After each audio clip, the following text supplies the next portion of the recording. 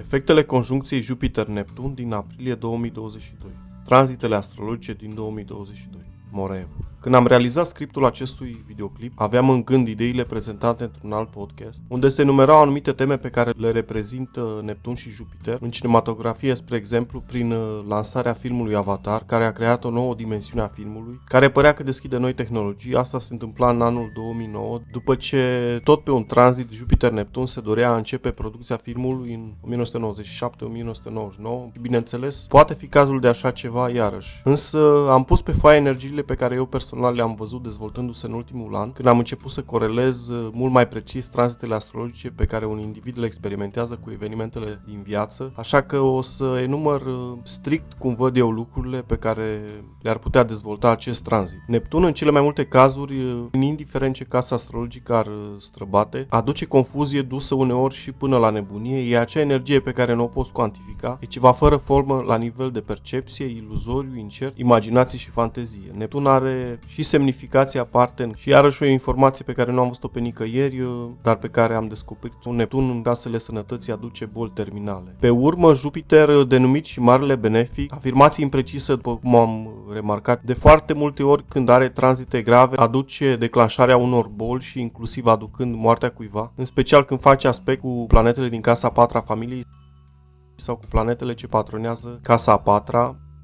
Dar fiind o planetă într-un fel la extremelor, fiindcă tot ea când face aspecte bune aduce viață, dând frați și surori, însă când face aspecte rele aduce moartea. Este optimismul și entuziasmul absolut, cu sau fără fundamente, este speranța aceea, dacă vreți, uneori de care avem nevoie să trecem peste o perioadă dificilă și dacă o avem evidențiată într-un semn de apă, în general în semnul peștilor, spre exemplu, e puterea aceea de a o lua de la capăt, chiar dacă nu există încă o lumină la capătul tunelului. Este ideea de vreau să cred, indiferent care ar fi natura expansiunii pe care o aduce. Jupiter, dacă nu este dezvoltată sau solidificată, Jupiter o va amplifica, va mări colesterolul, glicemia până la niveluri uneori incompatibile cu viața, va aduce schimbări în câmpul muncii cuiva care are Jupiter în casa carierei, spre exemplu. Și atunci când asociem aceste două planete în tranzit, a căror conjuncție va avea punctul maxim ca intensitate în data de 12 aprilie 2022 la ora 17:42 ora României, vom avea tot felul de efecte. Totuși, această conjuncție a început să fie mai activă ca intensitate din data de 26 martie 2022, de când cele două planete se află la mai puțin de 3 grade distanță una față de cealaltă. Acum, această conjuncție, ca de altfel orice altă configurație, se va înfățișa sub mai multe forme. Financiară. Tind să cred că va exista un ultim zvâc pe piețele de capital cu precădere pe piața criptomonedelor, dar și în cele din sferele controlate de mari jucători și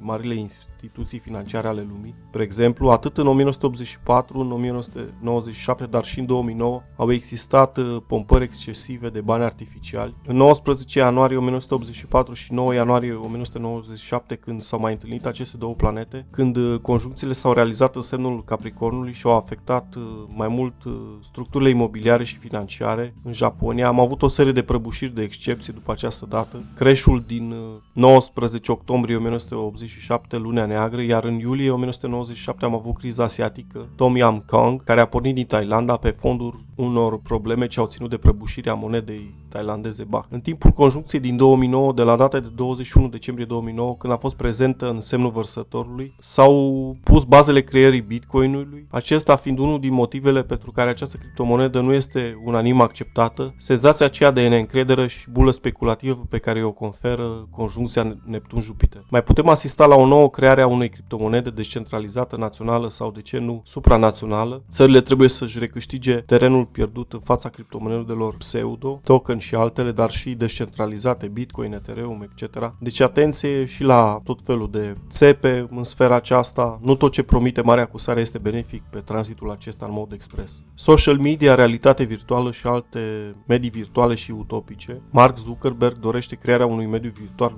metavers. Aceasta ar fi data perfectă între ghilimele pentru crearea acestuia, fapt ce ar diviza lumea precum a făcut-o Bitcoin-ul, bineînțeles. Iarăși, Carl Schwab poate porni o mișcare importantă, marele reset de care tot vorbește, în care nimeni nu deține nimic și toată lumea e fericită. Un semn că se dezvoltă partea asta este ideea de la baza NFT-urilor, aceea de a deține ceva ca și cum ai fi acționar și totuși acel ceva poate fi copiat cu un simplu click dreapta. geopolitică. Există posibilitatea uzului unor arme chimice noi deosebit de toxice, respectiv uzul unor arme nucleare, chiar dacă sunt, să zicem, de mici dimensiuni, precum cele de care se tot vorbește media că le-ar fi detașat președintele Vladimir Putin. Iarăși, orice palmă bătută, că e negociere sau armistițiu, cred că e iluzoriu. S-a întâmplat recent, Rusia a anunțat că se retrage din diverse zone din Ucraina, însă nu a făcut-o decât parțial. Brusc și-a schimbat atitudinea. La fel s-a întâmplat și cu China, spunând că își va găsi propria cale în războiul din Ucraina după ce inițial păruse să fie contra lui Putin. Interesul poartă fesul, cum s-ar spune în popor. Dezastre naturale. Odată cu erupția vulcanului din Tonga s-a eliberat o cantitate masivă de bioxid de sulf, care a fost înregistrată din satelit și se pare că are deja suprafețe foarte mari de întindere în Oceanul Indian. Genul acesta de probleme pot apărea acum în primăvara pe fondul unor ploi deosebit de acide ce ar afecta porțiuni însemnate de pe glob